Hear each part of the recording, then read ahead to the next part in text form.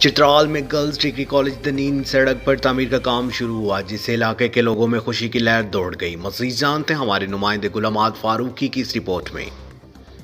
Government girls degree college دنین سڑک پر black topping یعنی پختگی کا کام شروع ہوا۔ اس سڑک کے بیچ میں گہرے کڈوں کی وجہ سے گزرنے والے صحت مند لوگ بھی بیمار پڑتے تھے، جبکہ بارش اور برفباری کی صورت میں ان کڈوں میں کڑا پانی طالبات اور لوگوں کے لیے تکلیف کا باعث تھا۔ اب اس سڑک کی تعمیر کا کام شروع ہوا ہے، جس پر علاقے کے لوگ نہایت خوش ہیں۔ پہلے یہاں پہ کیچڑ وغیرہ ہوا کرتے تھے، اب سارے راستے پکے ہو چکے ہیں، لیکن ابھی شکر الحمدللہ جو کام ہوا ہے، جو کام ہو رہا ہے، اس سے ہم بہت سیٹسفائی ہیں۔